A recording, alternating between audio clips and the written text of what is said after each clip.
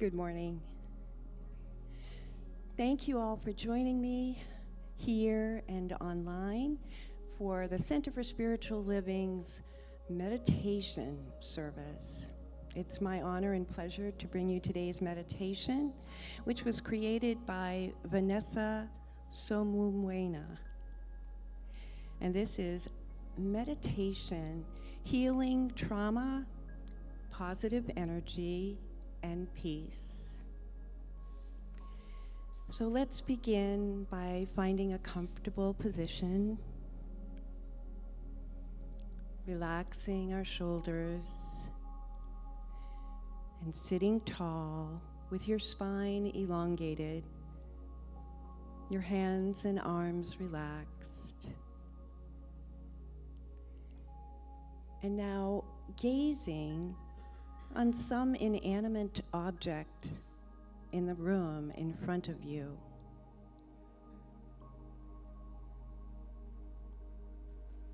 And I remind you that this is a time for you.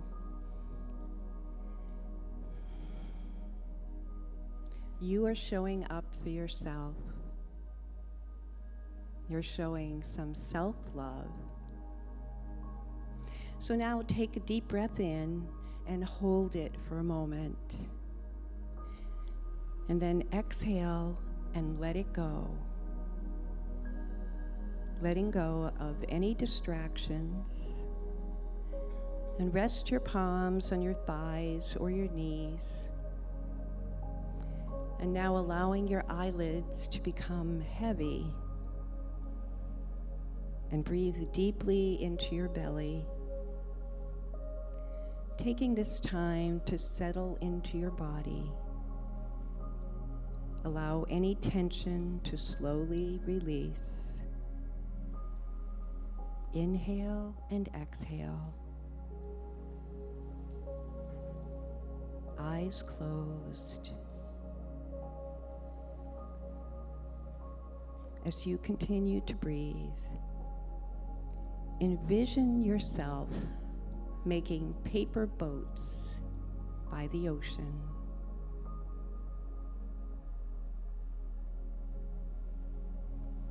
You're sitting at a table by the shore, folding the paper with the gentle ocean breeze caressing the skin on the tip of your nose, on your face, your arms, your hands, your feet.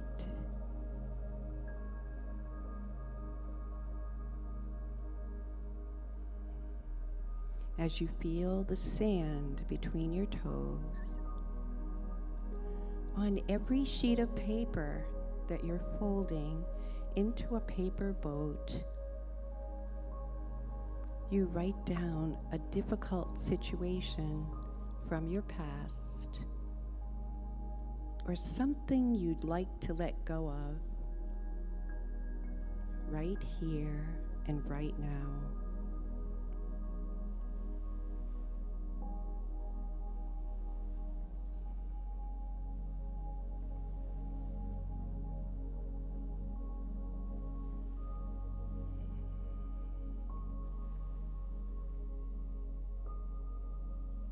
Whether you have one paper boat you're setting free into the ocean, or 50 paper boats, the great big ocean has room for all of them.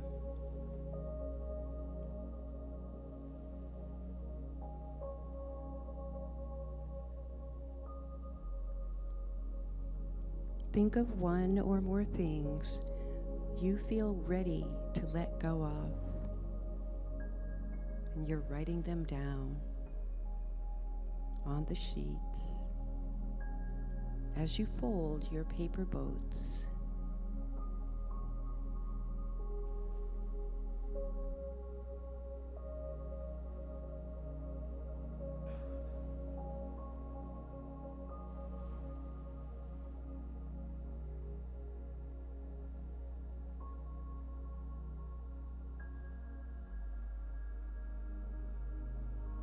Now you've finished folding your boats,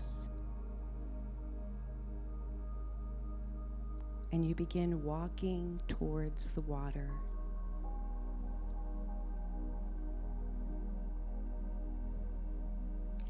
You're confident and you're capable.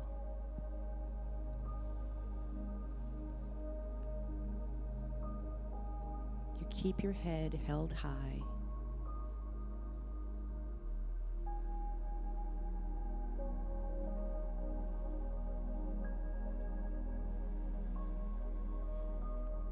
You place the paper boats in the water. You place what does not serve you in the ocean.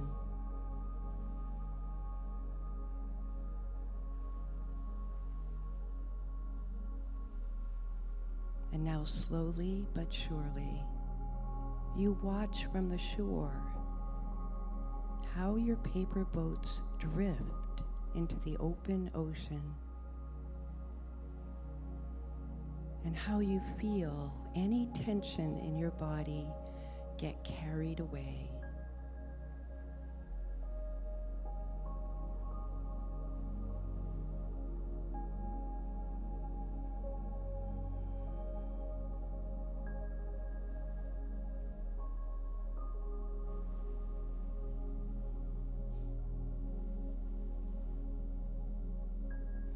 Take a big inhale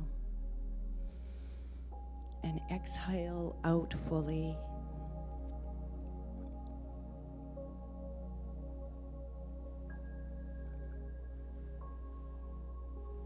And now you sit on the sandy shore. You hear a sweet voice speaking softly to you, telling you to repeat these 3 affirmations. I am free.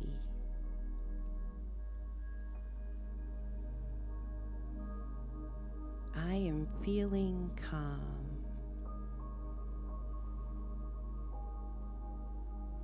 I am at peace.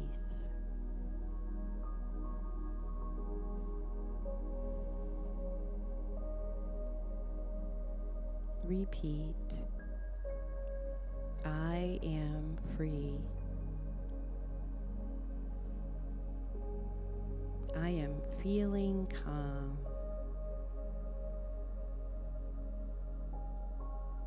I am at peace.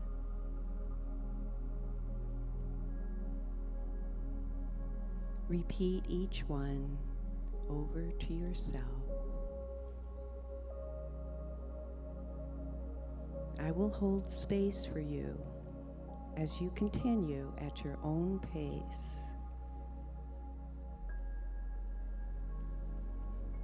I am free.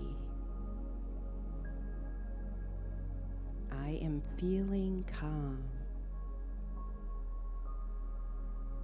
I am at peace.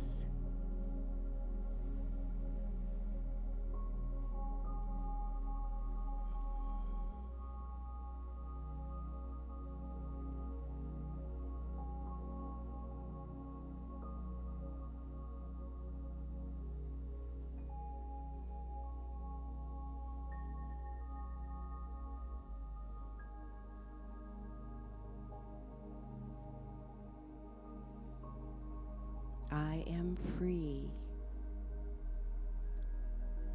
I am feeling calm.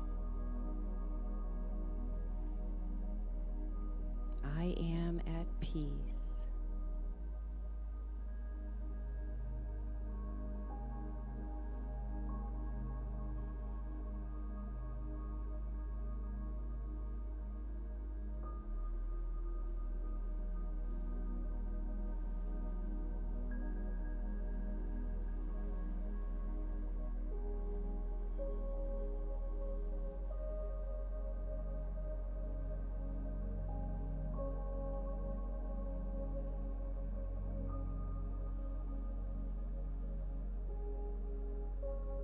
I am free.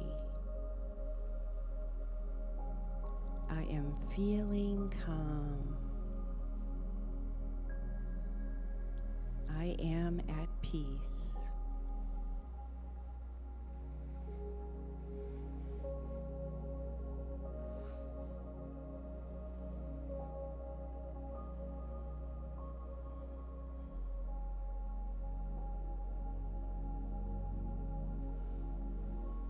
Your paper boats that started out by the shore have drifted so far out that you can no longer see them.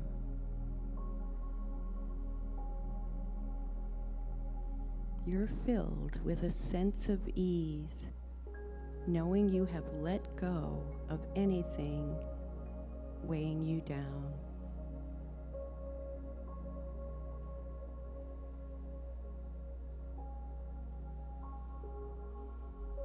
Allow yourself a gentle smile.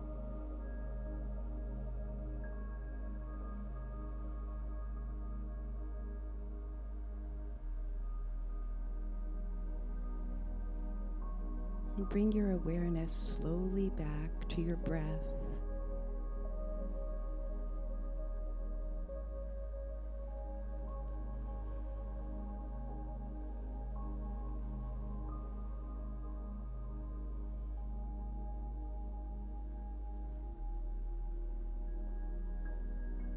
Inhale deeply into your belly, letting it expand.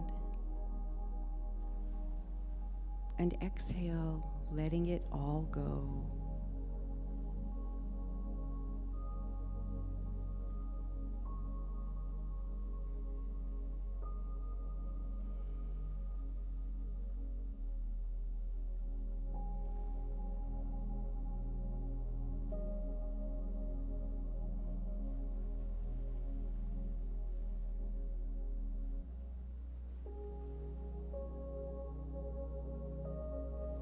Gently bring your awareness back into the room, back to your inanimate object, holding your gaze on it for a few moments.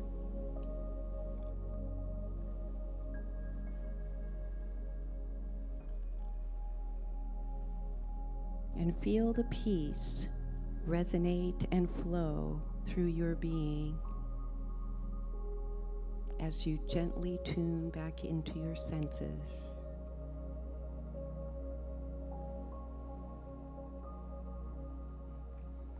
Namaste. Thank you for joining me. Please join us back at 10:30 when celebration begins. Thank you.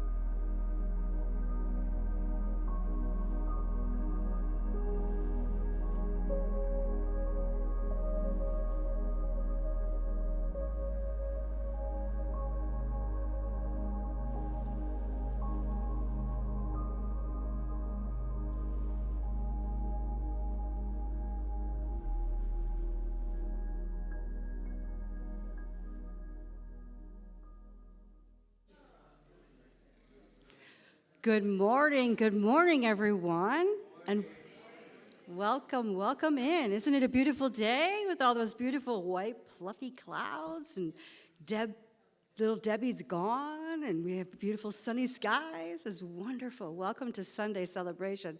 We're here to celebrate your spiritual magnificence. We have a surprise for you today. We have the Big Love Band vocal only today because the rest of the band is taking time off to be with their family. Isn't that wonderful? Could you repeat that? The Little Love Band? Ernest Holmes is the founder of our philosophy, and we recognize the truths found in all spiritual teachings, both traditional and contemporary. For more information about the science of mind philosophy, you can visit our information table after service or visit our website at cslcapecoral.com. You guys ready? I know we don't have the rest of the band, but they're going to be great. Take it away, guys. Good morning. Good morning. All right, well, feel free to stand and get your blood flowing with us on this fun song.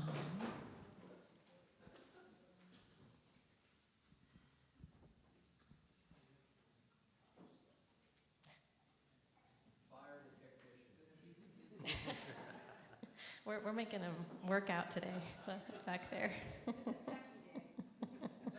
Well, they are the best.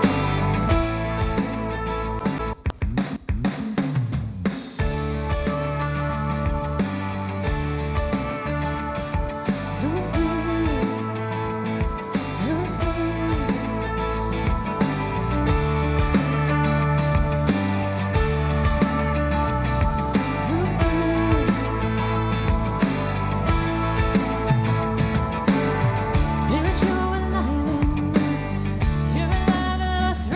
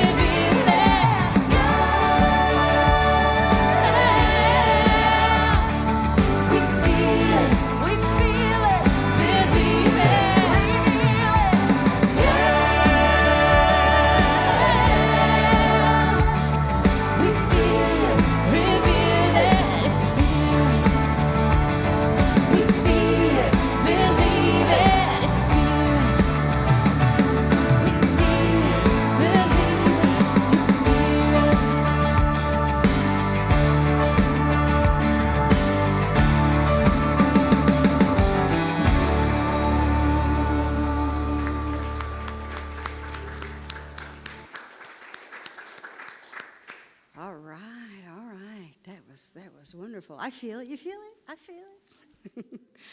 If you can all stay standing, we'll go ahead and we'll do our blessing here to one another. Here we go. Repeat after me. Welcome to the Center for Spiritual Living. We know who you truly are. You are the spiritual image and likeness of God.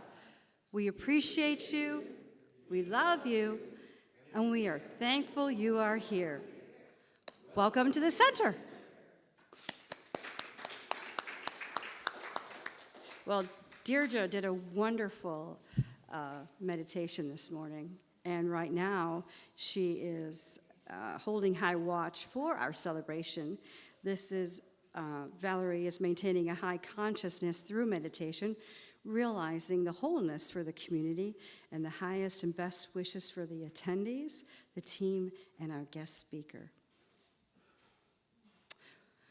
We're giving back to our community, and we have a school supply drive for Tropical Isles Elementary School. We are in need of paper and pencils and glue sticks and notebooks and erasers and Ziploc bags and all sorts of things you can think of for the little ones. Check the clipboard near the donation box in the lobby for specific supply needs.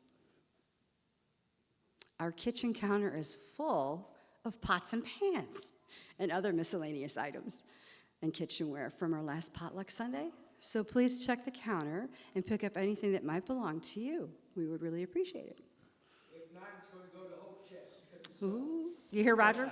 He says, if you don't get it out of here, it's going to go to Hope Chest? That's right. All right, there we go. The thrift store. Today we will live in the moment. Oh, because we're going to have another song in this moment. We're living in the moment. Take it away, Big Love Band. This very moment. Do it. I think we all know this one, right? It's been an oldie but goodie.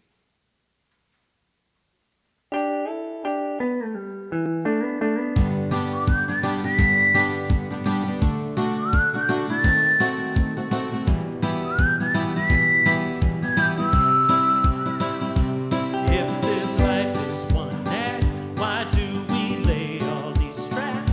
We put them right in our back when we just wanna be free. I will not waste my days making up all kinds of ways, worry about all the things that will not happen to me. So I just let go what I know I don't know, and I know I only do this by living the moment, living my life, easy and breezy, peace in my mind, peace in my heart, peace in my soul. Wherever I'm going, I'm already home. 'Cause I'm living in the moment.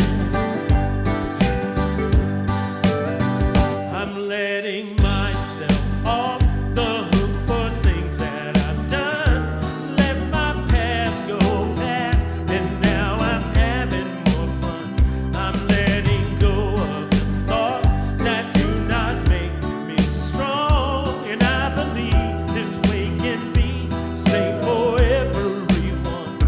And if I fall asleep, I know you'll be the one who always remind me. Living the moment, living my life, it's easy and breezy, peace in my mind, got peace in my heart, got peace in my soul.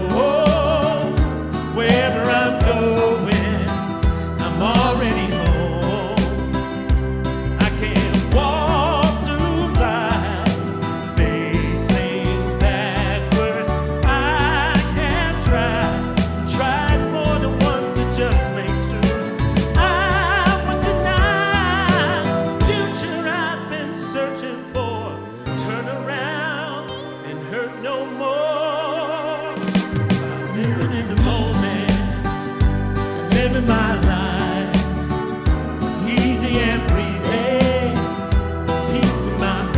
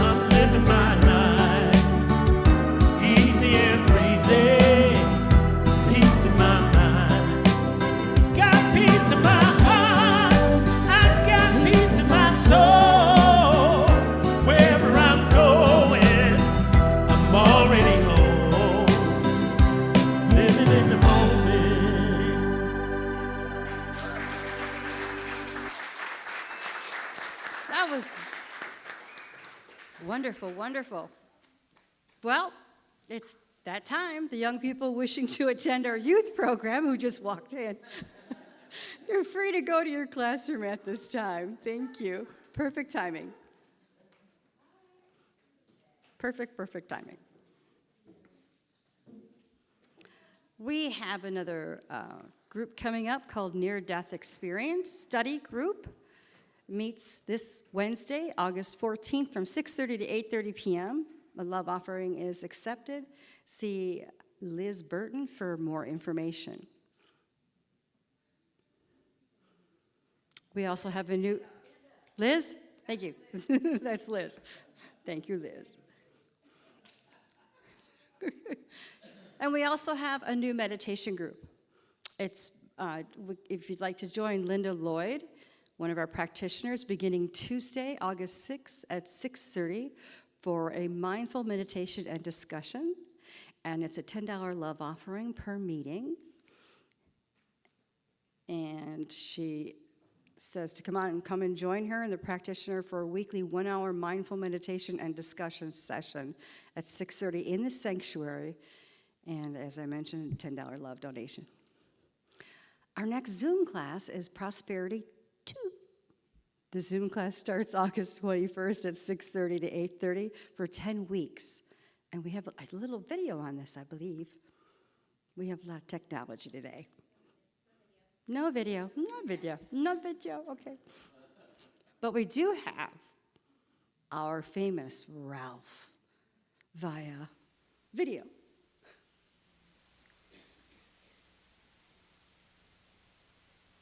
Good morning, CSL Cape Coral. Hope you're having a fabulous day.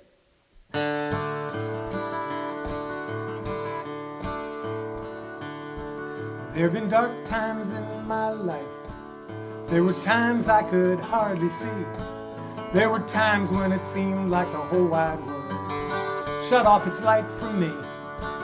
There were times when I felt so bad.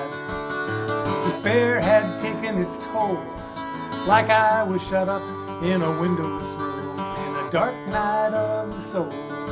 It's when I saw the beacon of light, saw the beacon of hope, felt the tower of strength, giving me the power to cope, lighting up my path, showing me the proof. It was there all the time, the lighthouse of truth.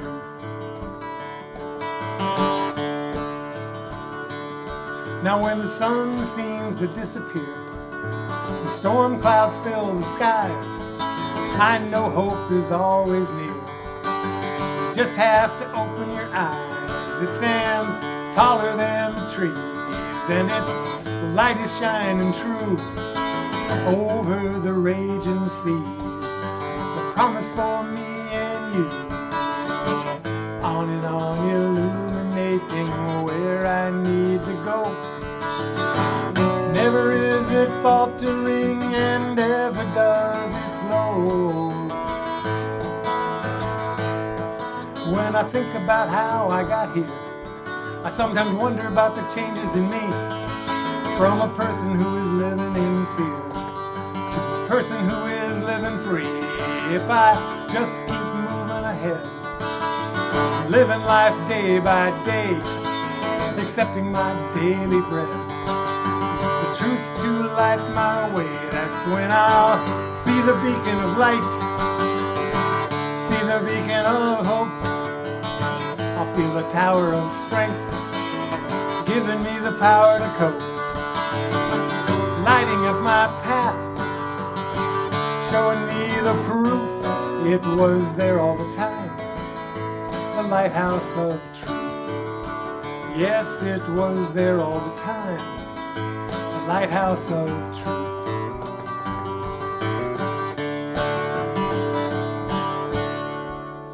Hope you're all having a great Sunday. I'll see you next time. We just love our Ralph. Upcoming Beautification Day is August 26th at 8:30 to 9:30. We'll be focusing on the minister's garden area, so it will be ready and welcome for our new minister. No matter how you plan to vote, participation in collective consciousness intention setting benefits us all. And the Centers for Spiritual Living have July 28th to November 4th, 100 days of mindful practice. And you can join them at 470-784-0250 by texting them.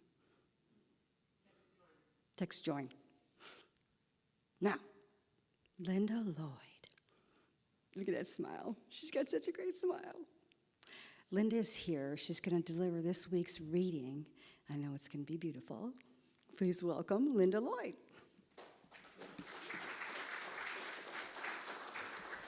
Good morning, everybody. Happy Sunday. Oh, I just want to give a shout out to that call, that text to join. It's so easy. You just text the number, join, and you get a call somewhere around between 9:30 and 10 o'clock every morning.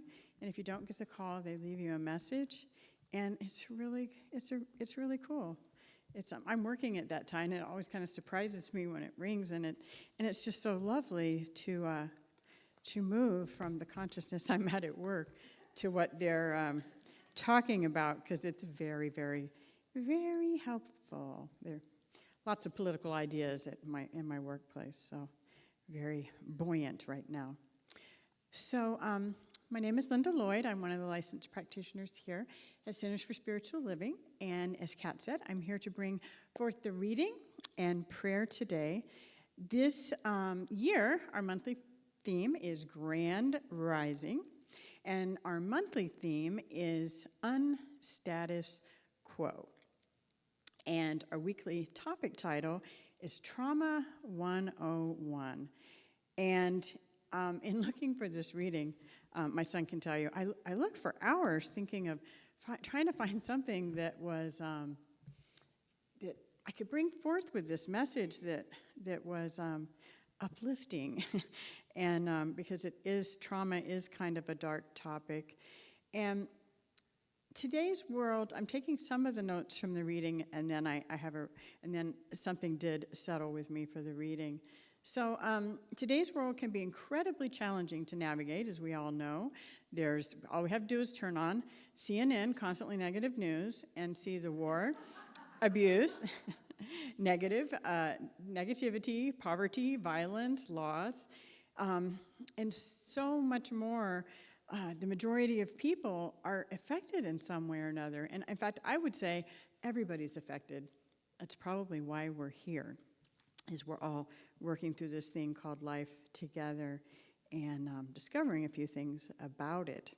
So science of mind, which is what we study here, provides a strong knowing truth in spiritual mind treatment and acting in ways that promote healing, wholeness, compassion in our communities. So it is crucial that we begin to listen to and support one another through our healing journeys, especially now, as we talked about in the last slide, we're going through a political journey right now, which can give us some challenges. So rather than diminishing or disregarding the pain of another that naturally comes with being human, that we try to practice compassion in a world that works for everyone. So allowing science of mind principles to lead us to real-world practices that support and promote our growth and healing. And everyone deserves to be treated with kindness, grace, and compassion as we walk. I love how Ram Dass says, as we walk each other home. And we talk about that, and I'm doing a few of us are doing a Course in Miracles group here, which I can't highly recommend enough. And I'm taking our reading today from, this is daily meditations from practicing the Course with Karen Cassie is the author of the book.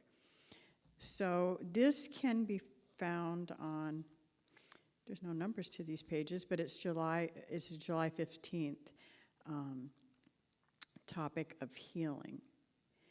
To join with one another is to heal.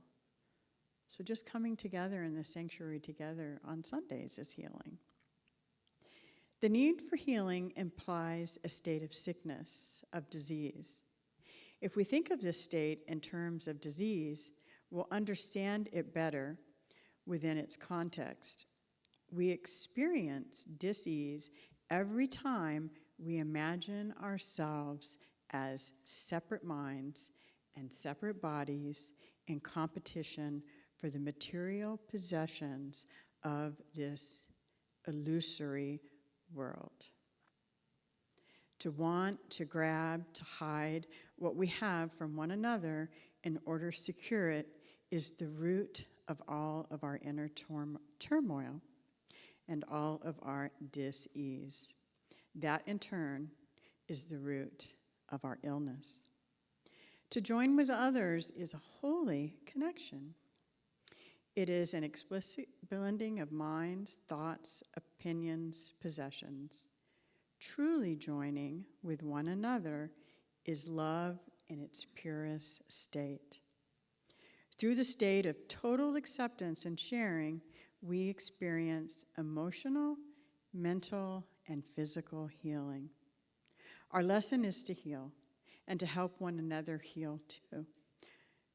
It happens in a moment, a tiny moment. As one heals, we all heal.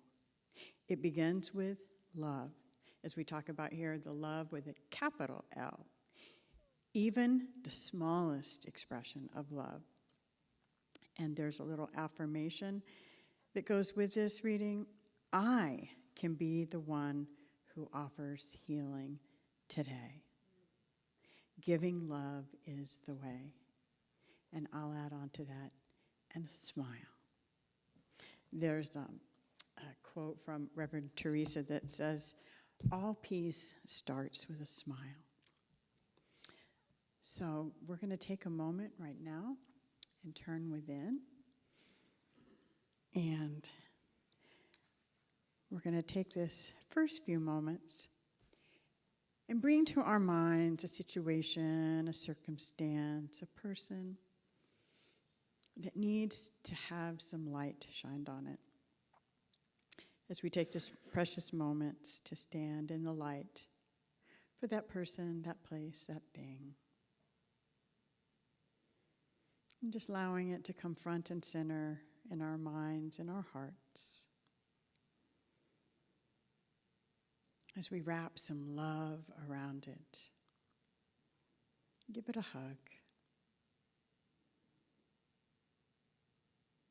And we take these precious moments in the silence to know the truth, that God is on the scene, in the midst, always here, always available, and that we just shed the light of love all around the situation, circumstance, or person.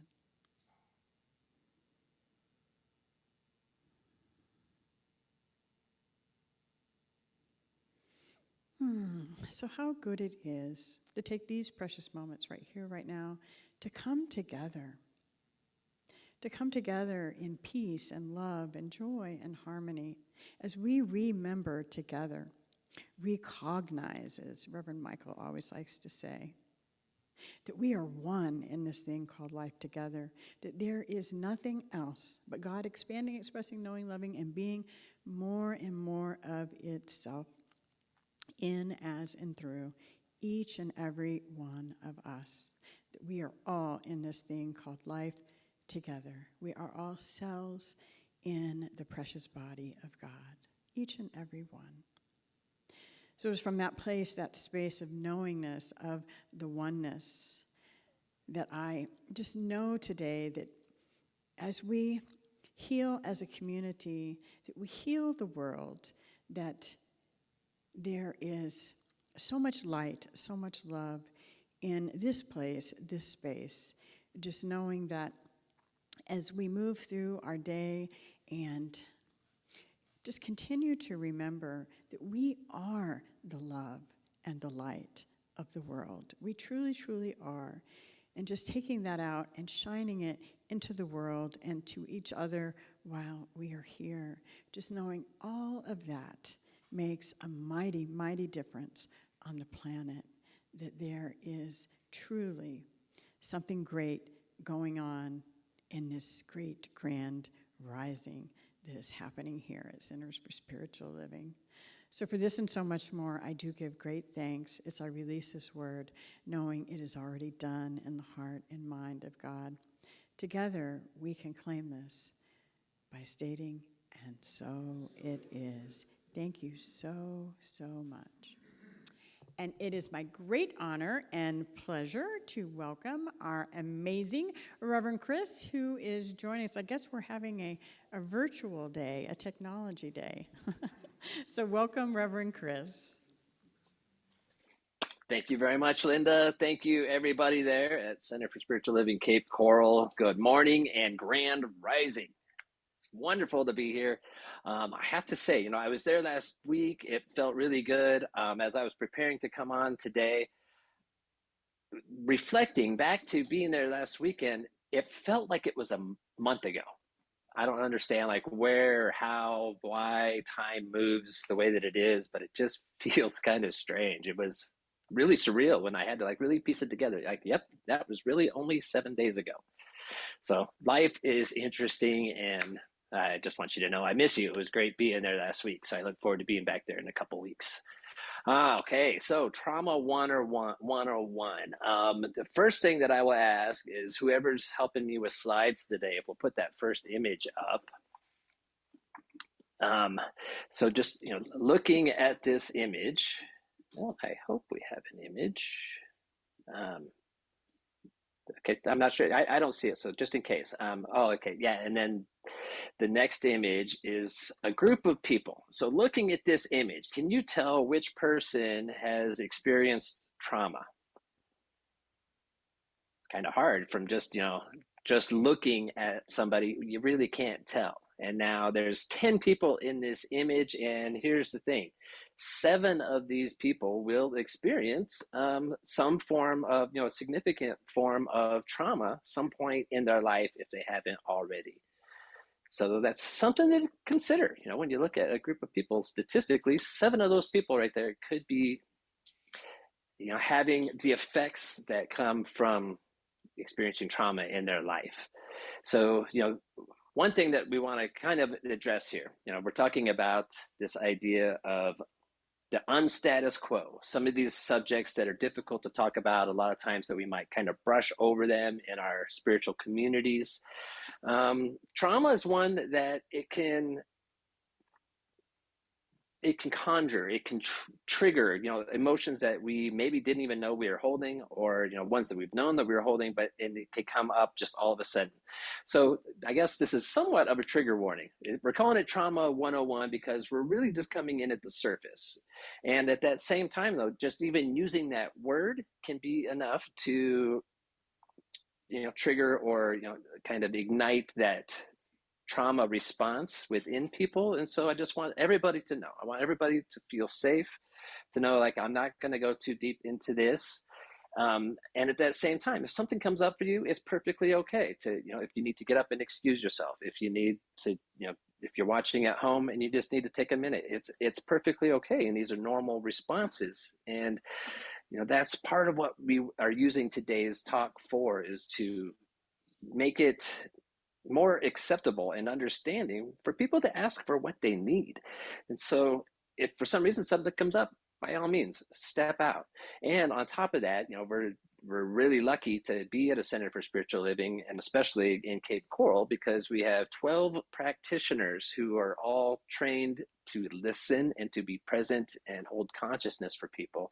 So at the same time, if today or anytime, if something comes up for you that, has given a trauma kind of response in your body, I want you to reach out, get a hold of a practitioner, do what you need to do to help process it.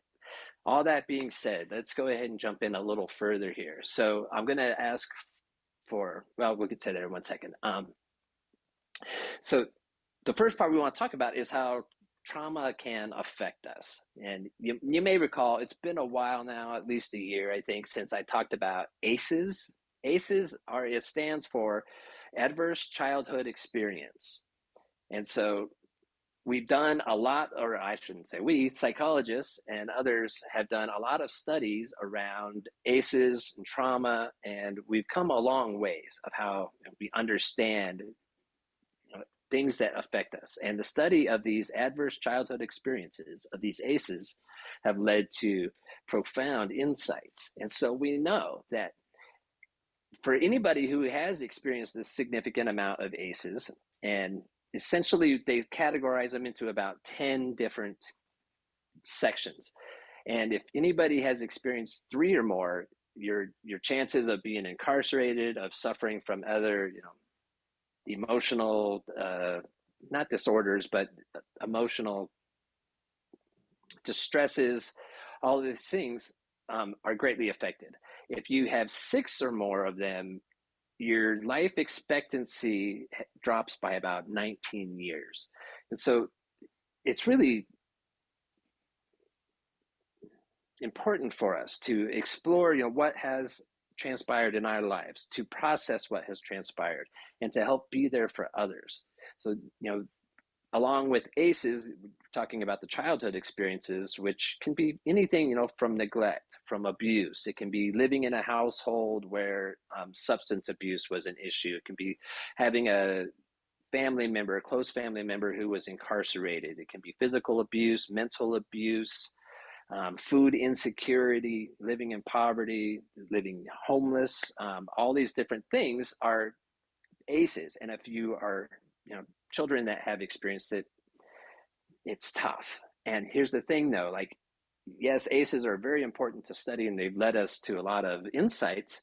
At the same time, trauma doesn't end after childhood. And so all these experiences, they continue to cause injury within adults, within human beings, as it doesn't just apply to our childhoods. So we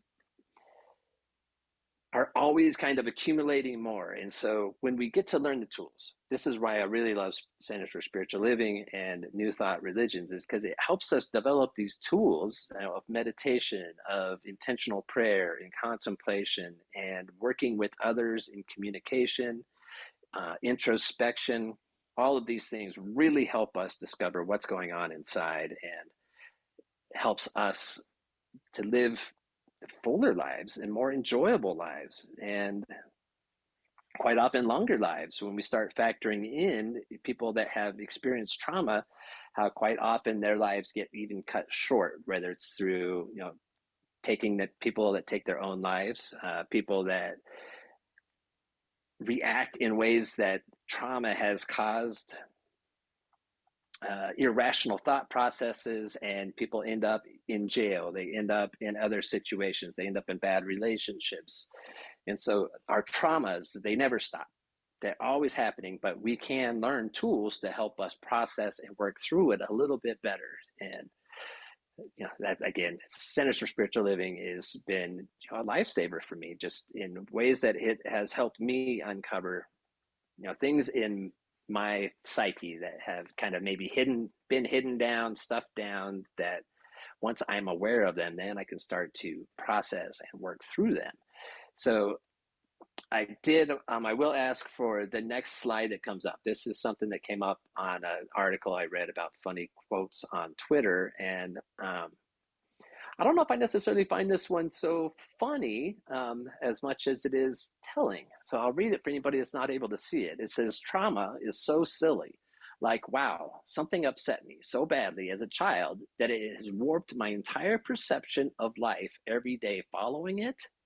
You're telling me my brain can't realize it wasn't my fault and live a normal life now? I gotta be haunted by it forever?"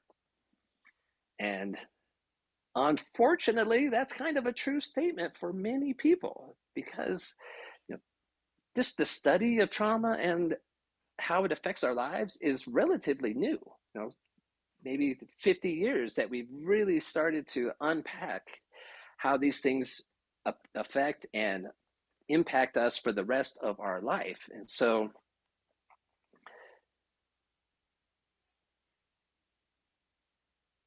we don't necessarily have to live with it and let it haunt us the rest of our lives, but so many people do.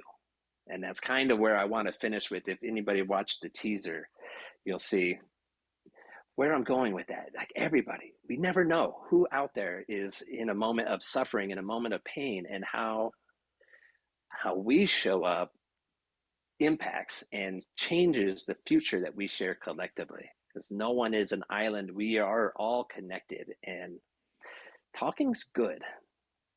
You know, it hasn't always appeared that way. I know, like in my life, you know, growing up,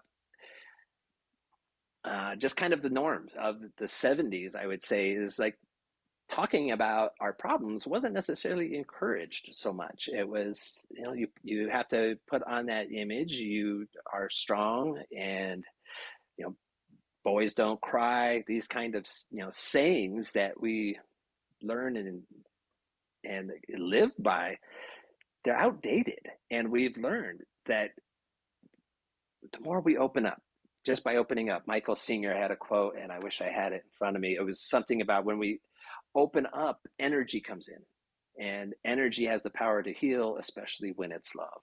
And so there is a dynamic, and that's where, you know, I'll put in a plug here for the Grievers Circle that's coming up. These kind of groups, when we come together and we discuss the traumas that we've experienced, discuss, you know, the losses that we've experienced, which is a form of trauma as well. Healing, it is cathartic to get to share this out in the open. And there's also a synergistic effect that when we see somebody else processing their traumas and sharing their experience with us, it's healing for us to see others heal, if that makes sense to anyone. So that's really where I want to encourage people to go, is to open up. You know, Centers for Spiritual Living, Ernest Holmes has talked to us a lot about, you know, what we think of is what we bring about. And so we've got this thing in Centers for Spiritual Living where we are afraid of what we talk about. Like if I talk about my past trauma, then that means I'm going to create more of it. I'm going to, you know, stay in it, and it's going to continue to influence me.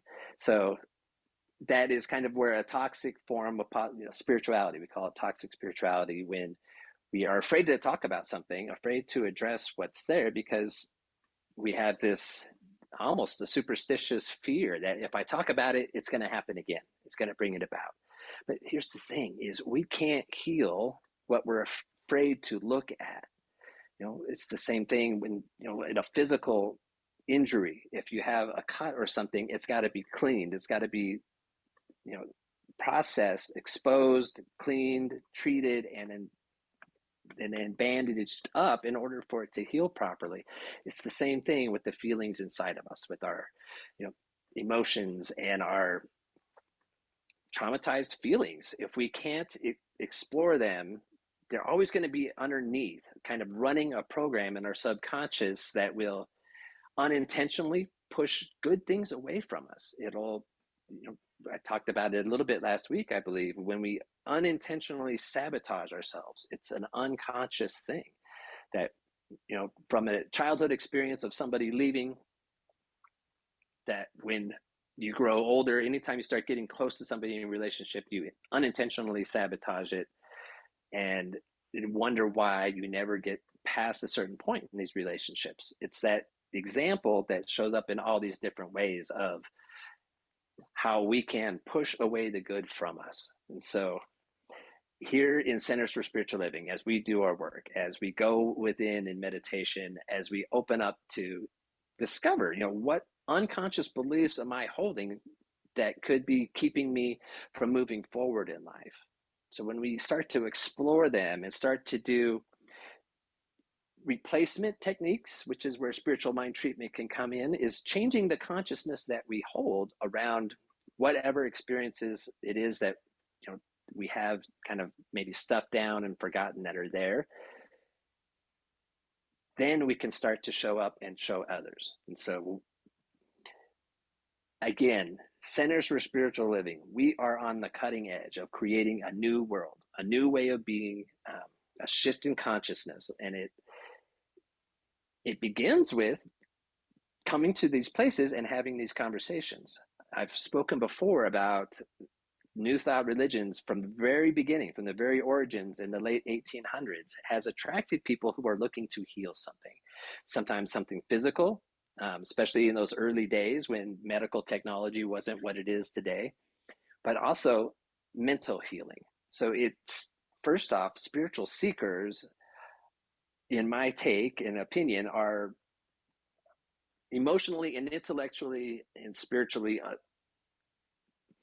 and I don't mean this like in a hierarchical kind of way, but there's an evolution happening. And so people that are moving us towards a new way of being, a more open, sharing, loving place, are the ones that are starting to have those insights like, there's something within me that I could heal. There's something in me that could be better. And through that, one of the outlets that we find is spiritual centers where we can come and share with others, go in our classes, learn the techniques to help us discover what's going on inside. And when we do that, we start to show others out in the world that there is hope. There is healing to be had. And, if you would like to engage, do the things that we do. And that's how we continue to grow and move on forward. So individually, it is important to unpack and just ask ourselves what's there. If we've been stuffing stuff down, I want to encourage you to get the support that you need, because it's really important that we don't, this can be challenging to do on our own. And so to have friends or community members, to have a practitioner that you do paid sessions with, that if you have a therapist, utilize these things. But I want to encourage and invite us to no longer keep things stuffed down. All of that, it's like the ticking time bomb. It's down there, it's just waiting, and hurt comes out in the least expected times, and inevitably in the times where we least could use it.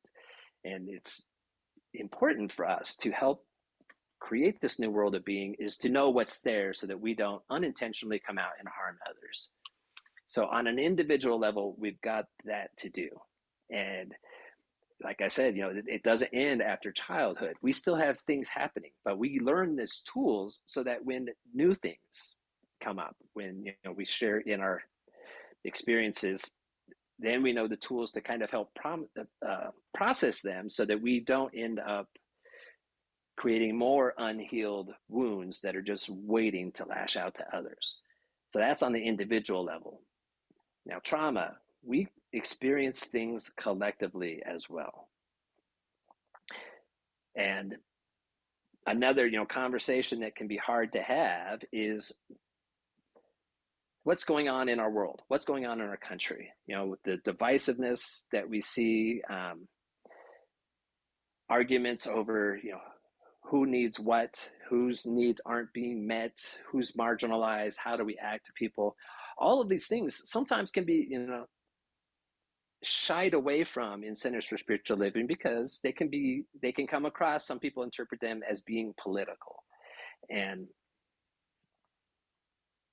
when we know that all thought, like everything in the world, starts and stems from thought, from consciousness. So if we just continue to ignore these problems that are clearly problems, if it's something that we can't come together in Congress, if we can't come together in our families and talk about certain subjects, that means that there's hurt there, there's trauma there, and we will never get past it without the ability to see it, to talk about it. And collectively, I'll just use the United States as an example. The traumas that we have experienced, going back to the very, to the first time when Christopher Columbus, landed on our shores, we pretty much instantly began in genocide of an entire, race. The first American peoples, the American Indians, were decimated. We experienced slavery. And since then we've had, natural disasters. We've had other marginalized communities that are taught and talked about in the public as if they are less than. We have lots of people that are healing, or that are hurting that need to be healing. And fortunately, we do have a lot that are in the process of healing as well, but we have more. And having the conversations that make us uncomfortable is important, because here's the thing, like, generational trauma exists and it continues and it perpetuates, and we have conversations that are wanting to happen all over the place, but they make a lot of people uncomfortable, and so it's this constant back and forth. And what I think a lot of people miss is that generations and descendants of people who, whose families were involved or who were slaves, there's an anger. And I experienced this from kind of an outside perspective of, as a white person, when I went with my parents to, it was the Great Irish Hunger Museum, and that's in Hamden, Connecticut. But when you see it, of what caused the Great Famine of the Irish, how it was reacted to by England, who were their rulers, who still wanted to come and take the taxes, and they also ignored like that starving that everybody was going on in the country. There was a lot of anger. There was a lot of trauma that was experienced through that. And just learning about something that happened with your ancestors generations ago has an effect within you.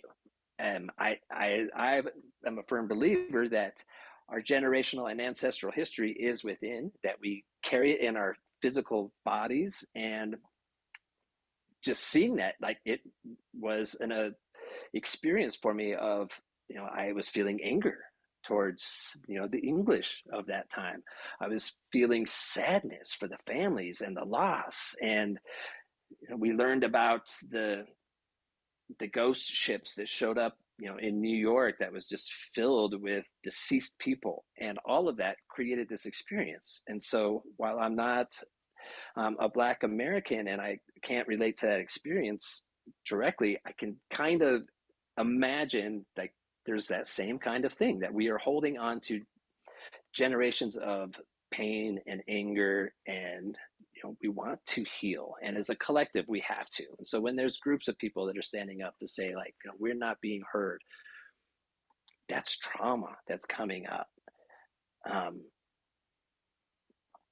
And so we cannot continue just to heal individually. We have to heal collectively, and in order to do that, we have to have collective conversations. We have to be willing to address what happened in the past, take responsibility for what's ours to do moving forward, listen to people, let people know that they've been heard, and most importantly, give me just 1 second here.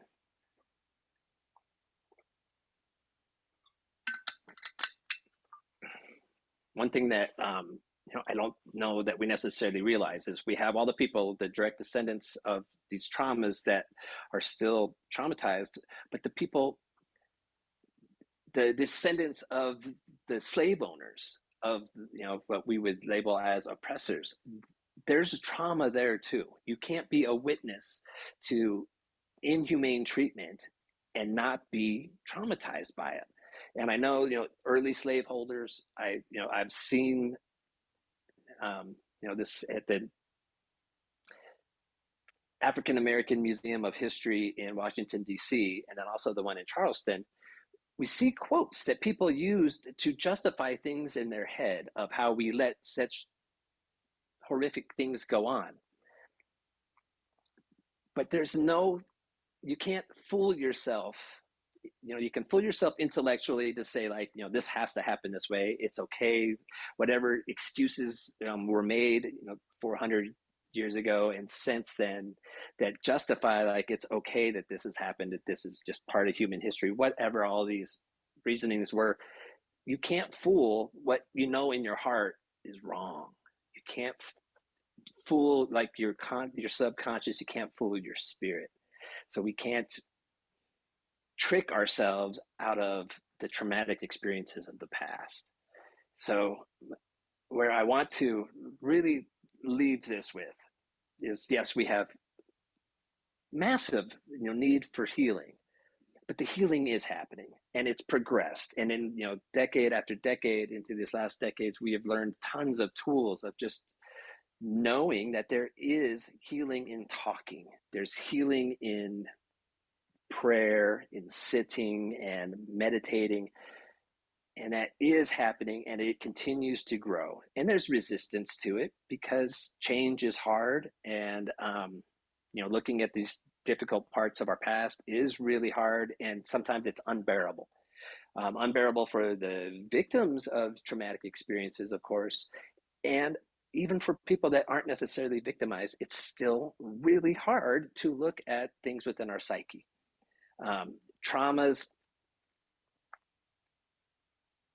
we have this tendency as human beings to want to, list things from worst to least bad or whatever. But it's all relative.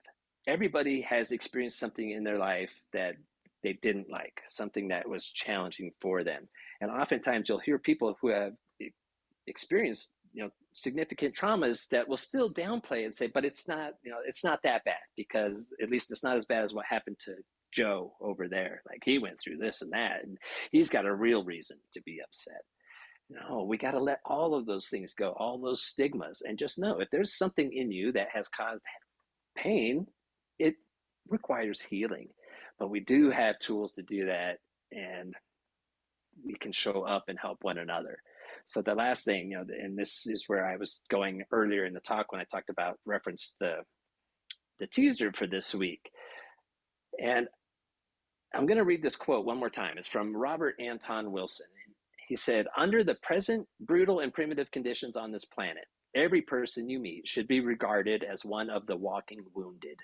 We have never seen a person not slightly deranged by either anxiety or grief. We have never seen a totally sane human being." And that, depending on where you're at and what your understanding is, that may come across as inaccurate. But the more I think about it and looked at it, every single experience that we have shapes us in a way. And so when we want to deny, and say like, oh, those things that happened to me weren't that bad, and we downplay them, we can't fool what's inside. We can't fool our heart and our spirit. And so when we're out there in the world, my mission, like the gist of my whole ministry, is I want to see this world that I've heard about in Centers for Spiritual Living, that create the world that works for everyone. I firmly believe that that is possible, and that we are doing that. And I firmly believe that it can happen in my lifetime. And so one of the ways to really help bring that around, and, again, me, it's, it's going to sound like that broken record, how we show up, the tiniest little things that you might think are insignificant have huge ripple effects. And so if I want to err on the side of more compassion, I'm going to assume that who's ever there in front of me, that they are suffering on some level. And this isn't a way of pity. It isn't a way to think less of anybody at all, because we all have our experiences. It's just to remind myself, when I see somebody that's smiling and happy, I can still assume that that person's had experiences. But I can, come from this place of deeper compassion, of deeper caring and love for that person. And it's easy in those situations. And my mind's not going to jump to like, oh, this person has probably suffered at some point in their life. Because here they seem well-adjusted, happy, and, creating more happiness and smiles in the world. But now if I can take that same idea, and when somebody's lashing out at me, when somebody, whether it's somebody out road rage or somebody that's gotten upset over something in a store or whatever, people are triggered and things come up all the time. And people that are hurt, you come from that place of trauma, and it's a reactionary thing. And so a lot of times when people are in their emotional state, it's real easy to want to butt heads and just go right back with them. Somebody says something nasty to you, you can't let that slide, right? Or can you? Right? I remember growing up that it was a big thing. Like if somebody dissed you, you can't let that go. You have to, whatever it is, you have to speak up against them. When real little, you have to fight him. You have to, at least challenge him. All of these things, and it all comes down to ego. Like I personally, if I know that somebody tries to insult me, somebody says something mean, something harsh, I don't have to let that affect me. What I want to encourage us all to do is to find our self-worth within. We are children of the infinite, of the divine, a spark. As Jesus said, the Son of God, we are all the children of God. And learning to not let anybody get through to me, it's a challenge. But one way that helps me is when I can remember if somebody's lashing out at me, that person's hurting. And so if I can come back, and respond with love, that makes the world a better place. I'll quickly end with this. I say quickly, I'm going to do my best. I've told this story before, but it was when back in my waiting tables time, I had one customer that was just so awful. He said really awful things, and it was interaction to where like it took everything I got. And it happened at a time when it was perfect in my life where I was ready for it. And it was really challenging not to react and respond to that person with what he was throwing at me. And right around that same time, I had another customer that was that I was waiting on, that was quiet, polite. But I asked, something about like, how are you doing? And something told this guy that he was going to be honest with me. He's like, you know what? I'm really not doing well. We were real close to the Denver General Hospital, and he's like, I've been going over to the hospital every day, and my wife's there. Well, she's dying. And, he felt okay telling me this. And I was just like, I really felt for him. But I put those two customers' experience together. The one person that was acting so rudely, so poorly, had I just given it right back, which was up before then, was my MO. I wouldn't let somebody slide for saying something like that to me. But then I had the realization, if I had reacted and said nasty things to that person, or pointed out how horrible he was being, if I had found out that that person had just lost his wife or spouse, or was going through the process of watching a loved one die of a disease, if I gave that right back to him, and then I found out how much pain this person was experiencing, I would feel horrible about myself. There's no justification for treating people awful. There's no justification for that. But there is reasons where we can understand why it might happen.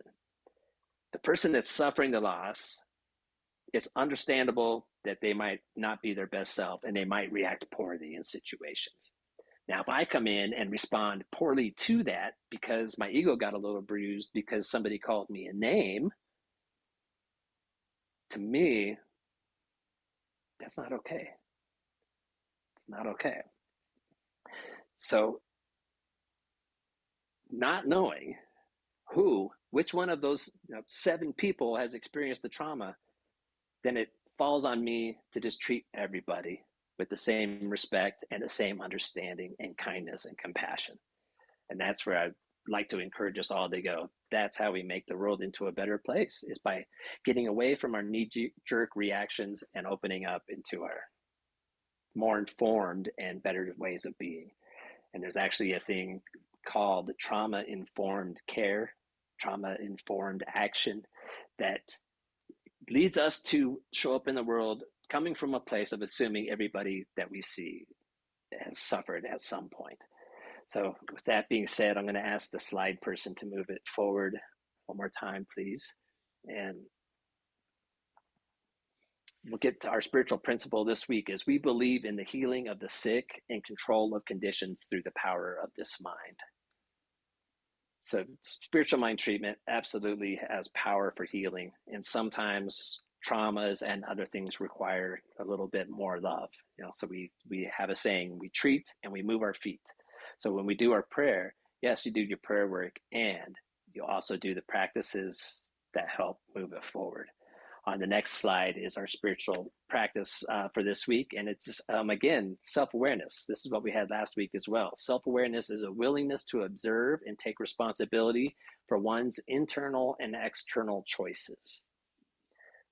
We are responsible for ourselves and how we show up in the world. And personally, my mission is to help usher in a new way of being on this planet where we can respect one another no matter what our beliefs are, where we can comfort one another, because we're all human beings. We are all so connected.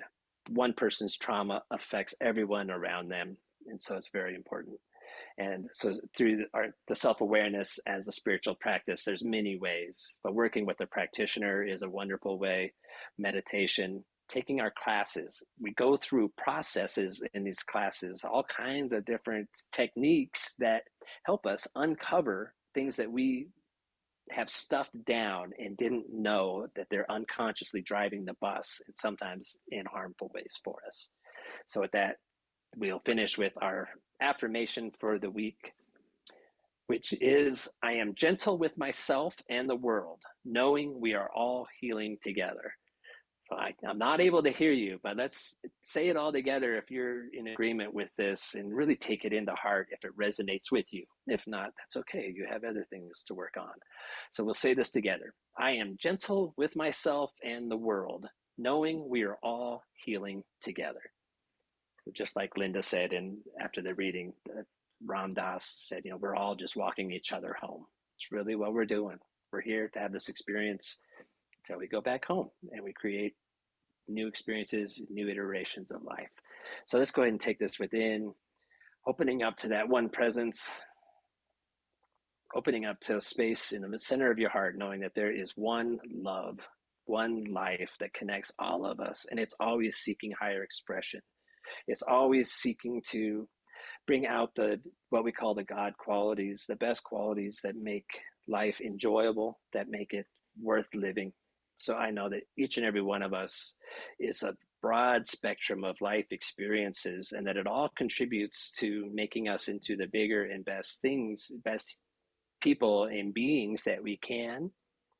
And it all depends on how we show up from that best place. So I affirm and avow right now that Spirit carries each one of us, that we are led, we are guided, and we are receiving the tools and the strength needed in order to process our own personal traumas, in order to be there to help and witness others process their traumas, and then showing up in a world, having the hard conversations, recognizing that we are collectively healing from past traumas as well, and then being informed as we move forward to create a world with intention where we can start to minimize the amount of traumas that happen. Unnecessary traumas we can eliminate, and I know that Spirit is here giving the tools to one another to remind us of the love that resides within. So in gratitude for everyone doing their individual work, in gratitude for the creative mechanism of the universe that takes our words, our thoughts, our actions, and creates that into our collective reality, I say thank you for it all. And I just release these words and affirm it as being by saying, and so it is. So it is. Thank you, everybody. I genuinely mean that. Thank you for being on this journey and part of this with all of us.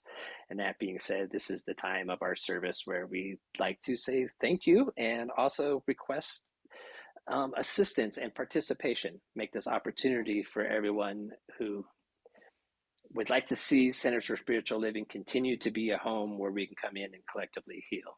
And so we have lots of ways that we, like to make it as easy as possible for you to give. Me, I like to text the support, but you can also use PayPal at cslcapecoral.org. Donate button on our website, which goes through our church management system, which is awesome. You can mail us a check. which is to Center for Spiritual Living Cape Coral, 406 Southeast 24th Avenue, Cape Coral, Florida, 33990. And of course, I can't see our wonderful greeters and ushers today, but they will be there taking baskets around. You can also place your prayer requests in there. Prayer works, it's powerful. So that being said, we have an affirmation that we like to share, so we can say this together. We say, today, I know the activity of divine abundance is at work in my life and the life of this center. I give and receive generously as I live in the flow of bountiful good. And with that, the Big Love Band, song by Ralph Leesburg, the offertory.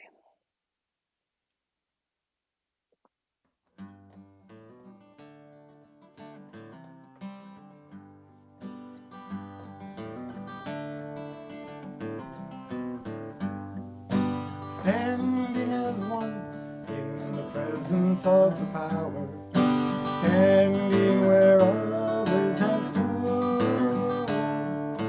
Gladly we offer the gifts of our abundance, knowing the source of our good.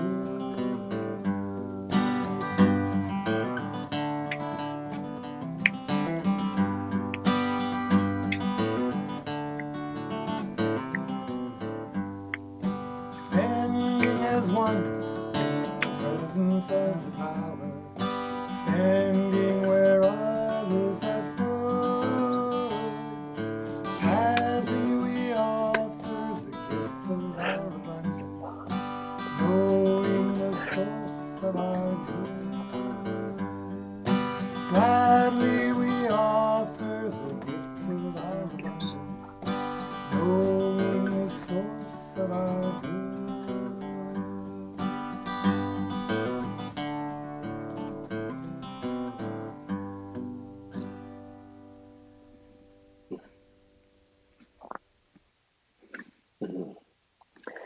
So we offer thanks and gratitude and appreciation for everyone who supports the center in their own ways through time, treasure, and talents, for everyone out in the world supporting their places of worship and their journeys individually. We say thank you for it all. Every contribution made from the heart contributes to the whole and just creates more and more of this experience of the divine on the planet. So knowing that everything is received with love, given with love, and that creates the circulation of energy to grow and prosper for many decades beyond. And so it is. And then I will pass it back to Kat to close it up for us. Everybody, I miss you, I love you, and I hope to see you. Well, I'll see you in 2 weeks. And then next week, I hope I'm still on. Next week, be ready for Don Bauer is going to be our guest speaker, and it's going to be an interesting one. I'll just leave it at that. See everybody soon. Bye-bye.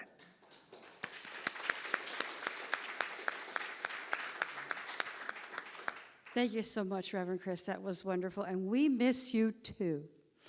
Just like to let you all know, we got a couple more announcements, and we have a Grievers Circle coming up. Grief is a natural reaction to a loss, and the ongoing group offers participants opportunities to process in their grief and in a supportive way. So we'd like to see you at 10:15 to 11:45 a.m., the first and third Wednesday of every month. Make our day. Let us pray. Don't forget to leave here without your 1-minute miracle. Practitioners will be available for prayer in the breakout rooms immediately follow and in front of the stage. And I forgot one thing.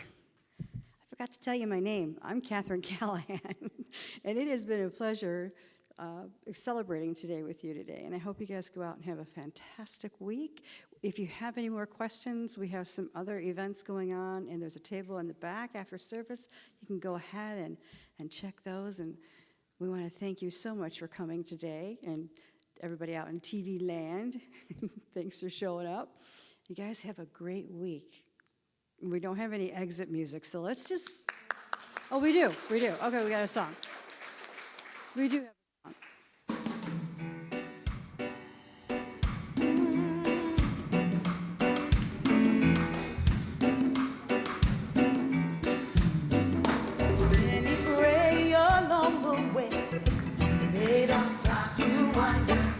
What the world is coming to.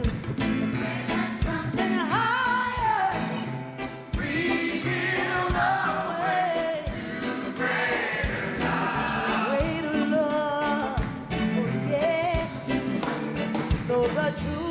telling me, sing of liberation for the ones who are not free.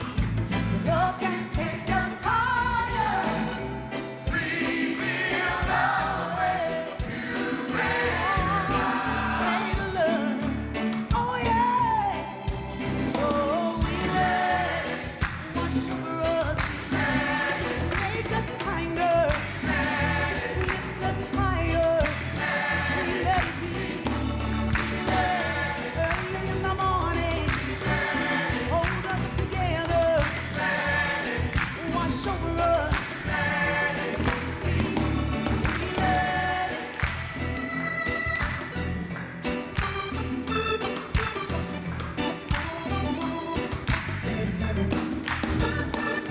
Still some cry along the